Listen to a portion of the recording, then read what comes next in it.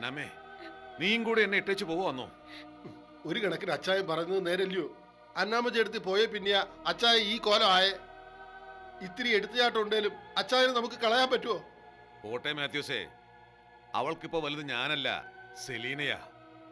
അവളുടെ ചീത്ത വിളി കേട്ടാലേ ഉറക്കം വരത്തുള്ളെങ്കിൽ ഞാൻ തടയുന്നില്ല. തെങ്ങുമൂട്ടി ഫിലിപ്പോസിന് ആരുമില്ലാന്ന് നാട്ടുകാരെ കൊണ്ട് പറയിപ്പിക്കാനായിട്ടാ ഇവളും ബോബന്റെ കൂടെ പോകുന്നേ. ഞാൻ എവിടെയാ ജീവിക്കേണ്ടതെന്ന് തീരുമാനിക്കേണ്ട അച്ചായനല്ലയോ?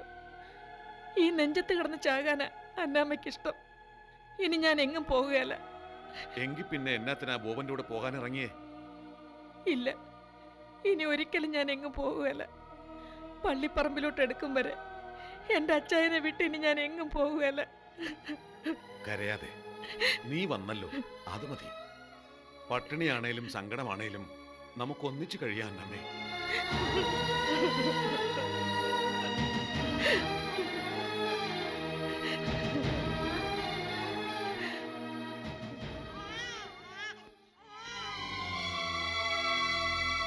രാധേ, രാധേ, അമ്മച്ചി, അമ്മച്ചി.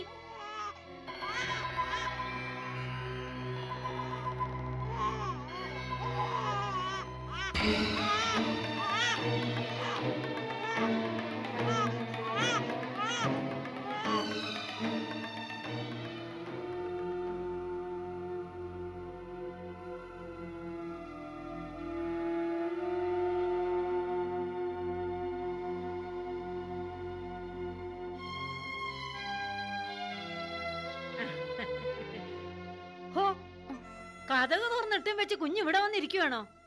ആളനൊക്കെ ഇല്ലാത്ത കണ്ടപ്പോ പേടിച്ചു പോയി. എന്താ അമ്മണിയമ്മേ പതിവില്ലാതെ ഈ വഴിക്കൊക്കെ? എന്തോ പറയാനാ കുഞ്ഞെ, കൃഷ്ണപിള്ള മുതലാളി അവിടെ ഇല്ലാത്തത് കൊണ്ട് നേരം കിട്ടുമ്പോഴൊക്കെ പാർവതി കുഞ്ഞിന്റെ ക്ലിനിക്കിൽ ചെന്നിരിക്കും. എന്നെ കൊണ്ട് പറ്റുന്ന സഹായം അവിടെയും ചെയ്യും. ഒരു മാറ്റമൊക്കെ വേണ്ട കുഞ്ഞെ? കേശുമാമനില്ലേ സഹായിക്കാൻ? ഓ, അതിന് അങ്ങേരവിടെ ഇല്ലല്ലോ, മുതലാളിയുടെ ഒപ്പം പോയിരിക്കുമല്ലേ. അത് പിന്നെ എങ്ങനാ, പണ്ടേ മുതലാളിയുടെ നടലാ. ക്ലിനിക്കൊക്കെ എങ്ങനെ പോകുന്നു? ആ, ചിലപ്പോ നല്ല തിരക്കാ. ഇന്നിപ്പോ ആ തിരക്കിനിടയിലായിരുന്നു പങ്കിയെ പരിശോധിക്കലും മരുന്ന് കൊടുപ്പും ഒക്കെ. അതിന് പങ്കി കരുമന്റെയും ചിന്നുന്റെയും കൂടെ അല്ലേ? പിന്നെങ്ങനെയാ നീരറ്റിലെത്തിയേ? ദാ കിടക്കണ്. അപ്പൊ കുഞ്ഞൊന്നും അറിഞ്ഞില്ലേ? ഇപ്പൊ നമ്മുടെ പാർവതി കുഞ്ഞാ പങ്കിയെ നോക്കുന്നത്. എനിക്കറിയില്ലേ എന്റെ ഭഗവതി, എത്രയെന്നും വെച്ചാ അതിങ്ങനെ വയറും താങ്ങി പിടിച്ചോണ്ട് നടക്കുന്നേ. ആശുപത്രി കൊണ്ടുവരാനും ആളില്ല, കൊണ്ടുപോവാനും ആളില്ല. എന്തായാലും പാർവതി കുഞ്ഞിന്റെ അടുത്ത് എത്തിപ്പെട്ടത് അവളുടെ ഭാഗ്യം. ആരാ കൊണ്ടുവന്നേ? ജോയിച്ചായനാണോ? ആരാന്നറിയില്ല. ഞാൻ ചെല്ലുമ്പോ കട്ടിലേക്ക് എടുക്കുവാ. ആശുപത്രി പോണില്ല എന്നും പറഞ്ഞ് ഒരേ പിടിവാശിരി നിന്നതല്ലേ ഇത്രയും കാലം. കാശില്ലാത്തോണ്ടായിരിക്കും. എന്തായാലും അതിന്റെ കാര്യം വലിയ കഷ്ടമാ. അമ്മണിയമ്മയോട് പങ്കി എന്തെങ്കിലും സംസാരിച്ചോ? കൂടെ വന്നത് ചിലപ്പോ ചിന്നു ആയിരിക്കും അല്ലേ? ഇനിയിപ്പോ പ്രസവത്തിന്റെ ആവശ്യത്തിന് പണത്തിന്റെ കാര്യം വല്ലതും വന്നാ അതിന് വിഷമിക്കണ്ടെന്ന് പങ്കിയോട് അമ്മണിയമ്മ പറഞ്ഞേക്ക്. വേണമെങ്കിൽ ദൂരെ ഏതെങ്കിലും ഒരു നല്ല ആശുപത്രിയിലേക്ക് കൊണ്ടുപോവാം. പ്രസവം കഴിഞ്ഞ് സുഖപ്പെടുമ്പോ പങ്കിക്ക് ഞാൻ തന്നെ അതേ സ്ഥലത്തൊരു ജീവിതമാർഗവും ഉണ്ടാക്കി കൊടുക്കാം. സോഫി കുഞ്ഞ് എന്താ ഈ പറയുന്നേ? പങ്കിയെ സഹായിക്കാന്നോ? എന്റെ ദൈവമേ, എന്നിട്ടാണല്ലോ എല്ലാവരും പറയുന്നേ സോഫി കുഞ്ഞിന് പങ്കി ഇഷ്ടമല്ലാന്ന്. ഹോ, ഇങ്ങനെ ഉണ്ടല്ലോ അസൂയക്കാര്. അമ്മണിയമ്മേ, ഞാൻ പറയുന്നത് കേട്ടാ അവൾക്ക് മാന്യമായിട്ട് ജീവിക്കാം. അവളോട് പറ എന്നെ വന്നൊന്ന് കാണാൻ. ഞാൻ പറയാം കുഞ്ഞെ. അയ്യോ, ഇങ്ങനെയൊരു മനസ്സ് സോഫി കുഞ്ഞിനുള്ള കാര്യം ജോയിക്കുട്ടി പോലും പറഞ്ഞു കാണത്തില്ല. അല്ലെങ്കിൽ പങ്കി ഇങ്ങനെ വിഷമിച്ച് കിടക്കേണ്ട കാര്യം ഉണ്ടായിരുന്നോ? കുഞ്ഞിന്റെ മനസ്സിലിരിപ്പ് ആരെങ്കിലും പങ്കിയോട് പറഞ്ഞില്ലെങ്കിൽ ചാവും വരെ ആ ശത്രുത മനസ്സിൽ തന്നെ കൊണ്ടു നടക്കും. ഇതിപ്പോ ഞാനിങ്ങോട്ട് വന്നത് എത്ര നന്നായി. അവൾക്ക് സംശയരോഗം അമ്മിണിയമ്മേ, അതായി കുഴപ്പങ്ങൾക്കൊക്കെ കാരണം. ആട്ടെ, പങ്കിക്ക് ഇപ്പൊ എങ്ങനെയുണ്ട്? ഷോ, കണ്ടാല് പിച്ചക്കരിയെ പോലെ ഇരിക്കും. കാട്ടിലല്ലേ താമസം. ഒരു ശുശ്രൂഷയും കിട്ടാതെ ഇതുവരെ ജീവിച്ചിരുന്നത് തന്നെ വലിയ കാര്യ. എങ്ങാനും ചത്തുപോയ കുഞ്ഞിന്റെ കണക്ക് പുസ്തകത്തിൽ ആ ദൈവം എഴുതി വെക്കുന്നേ ഒരു പാവം വയറ്റിക്കണ്ണിയെ കാട്ടിലെറിഞ്ഞു വന്ന ദുഷ്ടയെന്ന്. ഒരു പാവം വയറ്റിക്കണ്ണിയെ കാട്ടിലെറിഞ്ഞു വന്ന ദുഷ്ടയെന്ന കുറ്റം എത്ര കാലം കഴിഞ്ഞാലും കുഞ്ഞിന്റെ തലയെ തന്നെ ഇരിക്കും. ഇല്ല അമ്മിണിയമ്മേ, ഇക്കാര്യം അങ്ങനെ നീട്ടിക്കൊണ്ടുപോയാൽ പറ്റത്തില്ല. പങ്കിയുടെ ജീവിതം പങ്കിക്ക്. അതിന്റെ പേരിൽ എന്റെയും ജോയിച്ചാന്റെയും ജീവിതം നശിക്കാൻ പാടില്ല. കുഞ്ഞു പറയണത് ഉം. അമ്മിണിയമ്മയ്ക്ക് അത് വഴിയെ മനസ്സിലായിക്കോളും.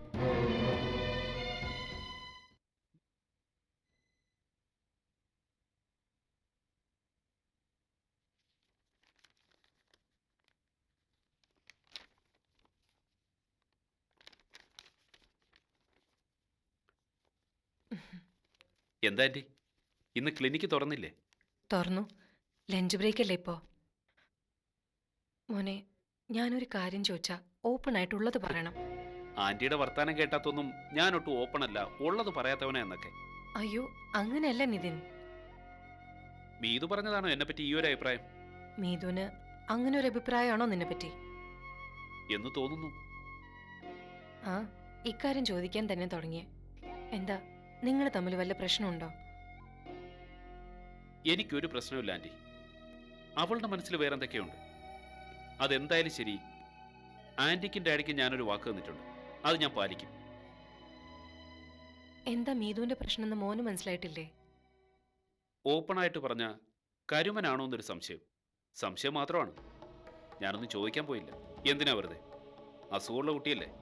ഞാൻ എന്തെങ്കിലും പറഞ്ഞു കേട്ട് ബ്രെയിനിലേക്ക് ബ്ലഡ് അരിച്ചു കയറി വല്ല സ്ട്രോക്കോ മറ്റോ ഉണ്ടായാൽ അതിന്റെ സങ്കടം കൂടി കാണണ്ടേ? അതിലും നല്ലത് ഒക്കെ അങ്ങ് ഒറ്റയ്ക്ക് സഹിക്കുന്നതാണെന്ന് തോന്നി. നിതിൻ, ഞാൻ എന്റെ മോളെ പറഞ്ഞ് നേരെയാക്കാൻ നോക്കാം. ആ, അതൊക്കെ ആൻറ്റിയുടെ ഇഷ്ടം. എൻ്റെ ഡാഡിയുടെ കാര്യം ഓർക്കുമ്പോഴേ എനിക്ക് വല്ലാത്ത സങ്കടം. കടം കയറി ജപ്തിയായി, വീട് പോലും ഇല്ലാത്ത അവസ്ഥ. എന്നിട്ടും എൻ്റെ പാവം ഡാഡി എന്താ എന്നോട് പറഞ്ഞെന്നറിയോ? മോനെ, 10 പൈസ പോലും നീ സ്ത്രീധനമായി വാങ്ങരുതെന്ന്. പക്ഷേ എനിക്കത് പറ്റില്ല ആൻറ്റി. എൻ്റെ ഡാഡിക്ക് ഞാൻ മാത്രമേ ഉള്ളൂ. അവസാനത്തെ കച്ചിത്തുരുമ്പ ഡാഡിക്ക് എൻ്റെ കല്യാണവും സ്ത്രീധനവും ഒക്കെ. എനിക്ക് സ്ത്രീധനം വേണോ ആൻറ്റി? എന്നെ ഈ നിലയിലെത്തിച്ചതിന് എൻ്റെ ഡാഡിക്ക് കൊടുക്കാൻ അതേ ഉണ്ടാവും എൻ്റെ കയ്യിൽ. ഞാൻ ആൻറ്റിയോട് കണക്ക് പറയുന്നതിൽ എന്നോട് ദേഷ്യപ്പെടരുത്. പക്ഷേ മറ്റു മാർഗമില്ല ആൻറ്റി. നിതിൻ, കൊച്ചുകുട്ടികളെ പോലെ ഇങ്ങനെ വിഷമിക്കാതെ. എന്റെ സ്വത്തുക്കൾ മുഴുവൻ നിനക്കുള്ളതല്ലേ? അതിന് സ്ത്രീധനൊന്നും വിളിക്കണ്ട. നിനക്കുള്ള അവകാശം അത്. ആ അവകാശം കല്യാണത്തിന് മുമ്പ് എനിക്ക് തരണോ ആൻറ്റി? കടക്കാരനായ ഒരു മനുഷ്യനായിട്ട് എൻ്റെ ഡാഡി കല്യാണ പന്തൽ നിൽക്കുന്ന കാണാൻ എനിക്ക് വയ്യ. എസ്റ്റേറ്റിൻ്റെ പ്രമാണം ഡാഡിയുടെ കാൽക്കൽ വയ്ക്കണം എനിക്ക്. മീതുവിൻ്റെ അക്കൗണ്ടിലുള്ള ഇൻഷുറൻസ് തുകയും എൻ്റെ പേരിലേക്ക് മാറ്റണം. അപ്പോഴേ എൻ്റെ ഡാഡിയുടെ തലന്ന് വരും. എനിക്ക് വരെ നിവൃത്തിയില്ല ആൻറ്റി. എന്നിട്ട് മതി കല്യാണം.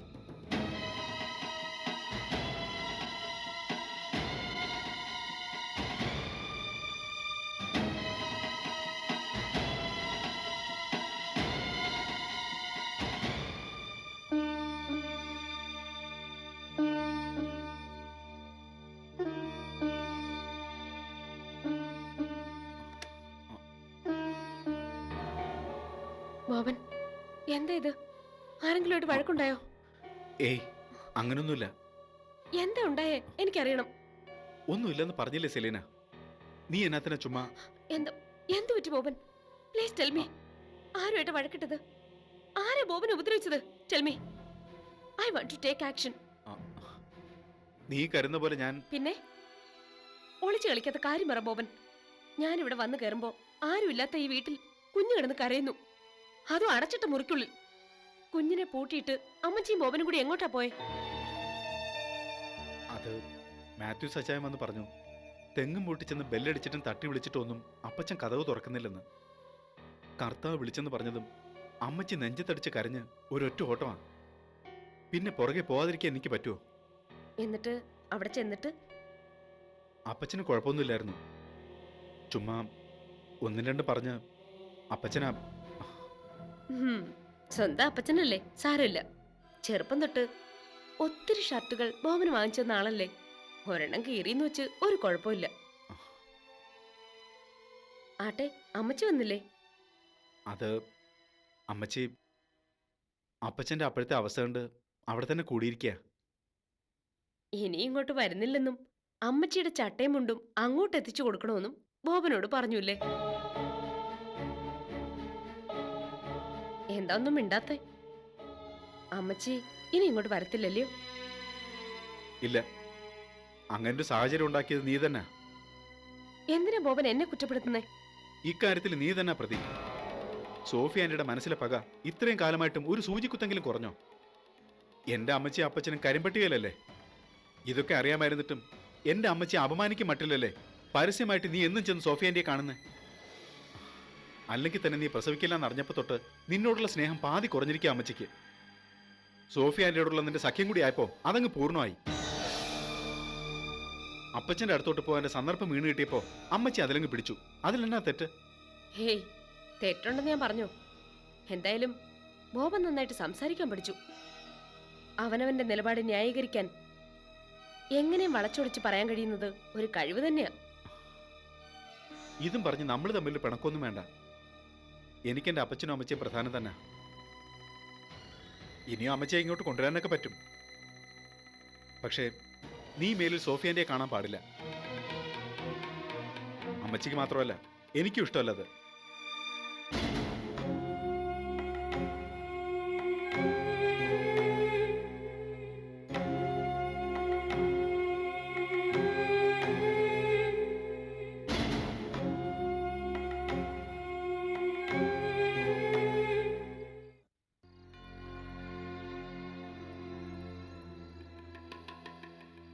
എസ്റ്റേറ്റിന്റെ പ്രമാണം ഡാഡിയുടെ കാൽക്കൽ വയ്ക്കണം. എനിക്ക് മീതുവിൻ്റെ അക്കൗണ്ടിലുള്ള ഇൻഷുറൻസ് തുകയും എൻ്റെ പേരിലേക്ക് മാറ്റണം.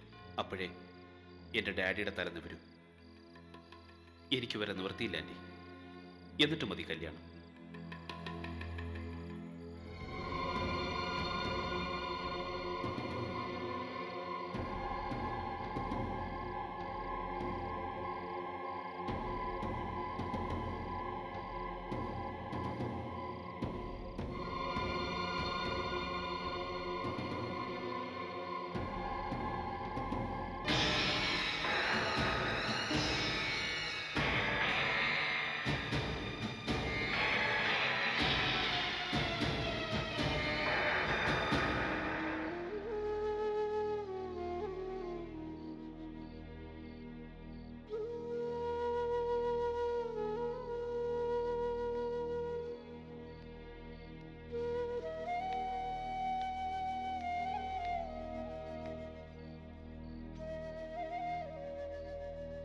എനിക്ക് ബോബനോട് കുറച്ച് സംസാരിക്കാനുണ്ട്.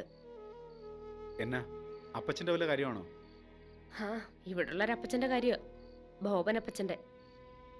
നമ്മൾ രണ്ടുപേരും ഇല്ലാത്ത നേരത്ത് ടീന വന്നിരുന്നു ഇവിടെ. ഈ അപ്പച്ചന്റെ കയ്യിൽ നിന്ന് സ്വന്തം കുഞ്ഞിനെ മോചിപ്പിച്ചോണ്ട് പോവാൻ. എന്നിട്ടെന്താ, മോനേക്കാൾ വലിയ മണ്ടത്തരമല്ലയോ അമ്മച്ചിയുടെ കയ്യിലുള്ളത്? അതുകൊണ്ട് ബലം പ്രയോഗിച്ച് എതിർത്ത് ടീന ഓടിച്ചു. അല്ലായിരുന്നെങ്കിൽ ആ കുരിശ് ഒഴിഞ്ഞു കിട്ടിയേനെ. ഓ, അപ്പൊ എന്റെ കുഞ്ഞ് നിനക്കൊരു കുരിശല്ലേ? എന്താ സംശയം? എന്റെ ഭർത്താവുമായോ ഈ കുടുംബവുമായോ ഒരു ബന്ധവും ഇല്ലാത്ത ഏതോ ഒരു കുഞ്ഞ്. അതിനെ 3 നേരം കാണുന്നത് എനിക്ക് കുരിശ് തന്നെയാ.